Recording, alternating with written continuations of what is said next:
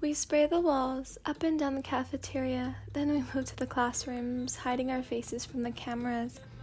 I didn't bring a hoodie, and Akabane apparently just happened to have one in his bag that he also apparently forgot was in there. We'd switched our cans halfway through the cafeteria, then switched again before we hit the classrooms. I don't know what he meant by which Asano, but either way, I want to think that he's going after both. A flash goes off, and then I hear, "Hey Wayne, come over here." He calls, waving me over through the darkness. I walk over, doing my best not to bump into any of the desks. "Yeah?" I feel around and finally grab hold of something large. Realizing the thing is actually arms, I straighten myself and pat them down, feeling heat creeping up on my cheeks. Thank goodness it's dark. Akabane stays quiet a moment. "Akabane?" I ask. He shines the light I saw earlier in the middle of us, showing his smirking face and my dark one. I puff out my cheeks and push around him. "What did you want to show me?" It takes a minute for him to turn round again and shine the light to where it was the first time. "Take a look at this." The light was flashing at something scribbled on the desk. It's too dark to see the rest of the classroom, but I don't need a visual to know that we have somehow stumbled inside Class 2A, and this is Asano's old desk. I squint and look harder at the desk. Scribbled in pencil on the brown wooden plate is the word, or better yet, name, Ellen. I can literally feel Akabane shaking with glee. "Looks like our student body prez had a crush on you once upon a time." I roll my eyes. Yeah, right. But why else would my name be scribbled on his desk? Back in our second year, students would try to sit at Asano's desk, or around his desk when he was gone.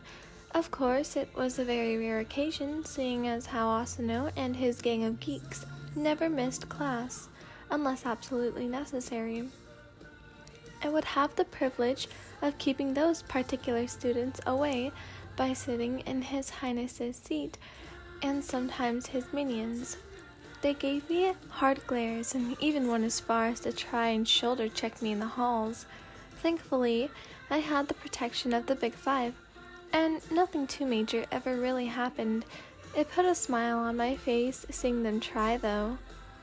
I sigh and stop reminiscing, being brought back to the present by Akabane's loud mouth shouting the word, "Run." Wait, run?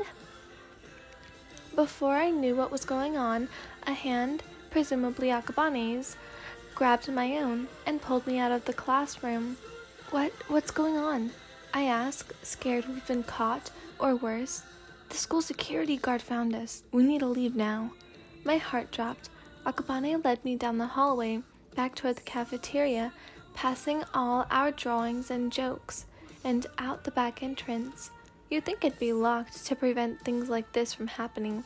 Guess Principal Asano isn't as smart as he'd like to believe. "That was crazy," I shout when we're safe outside a store. Akabane's huffing and puffing with his hands on his knees only grins. "Yeah? So, what? It was fun, wasn't it?" In return, a grin of my own creeps onto my face. "Yeah. Come on, our fun has just started. Let's meet up with Nagisa." Akabane lets my wrist go and walks ahead, his bag slung over his shoulders like before. In the street lamp lights, his hair isn't red anymore. The color hasn't changed, but it looks a lot like the red tinge of blush, almost luminous. "No, get a hold of yourself, Wayne. You shouldn't be thinking like that. I should be mad that he dragged me all the way out here. I should be mad I'm having fun with him. But I'm not. Why am I not angry? If Asano were to do this, I'd leave the first chance I got. Hell, would Asano even stay with me?" The bitter answer sits at the tip of my tongue. No. I grimace at the thought and reach for my wrist again, the warm feeling coming back to haunt me. The way Akabane's eyes sparkled with something indescribable, and the way Asano's narrowed with slight disgust. I don't know if I should be thankful for Akabane or scared. I look up and Akabane has disappeared down the road.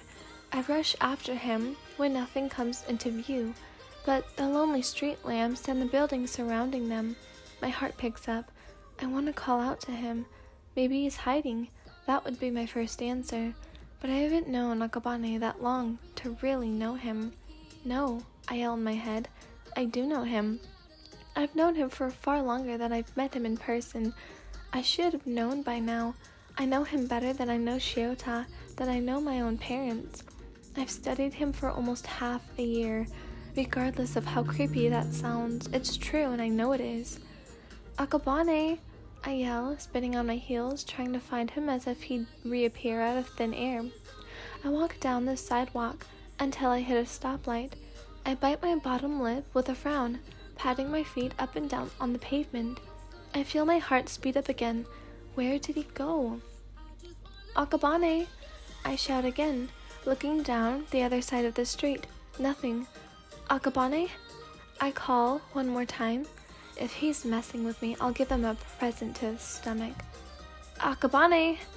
I sigh and stay at the stoplight because I have no idea which way he could have gone.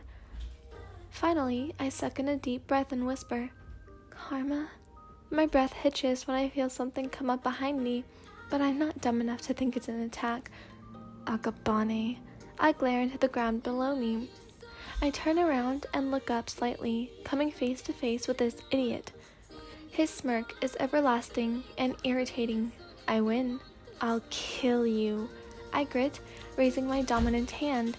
I pummel his stupid chest to the best of my ability, pushing him up against the black gate surrounding a house at the corner of the stoplight. He lets out a few hard chuckles. It's not my fault you spaced out.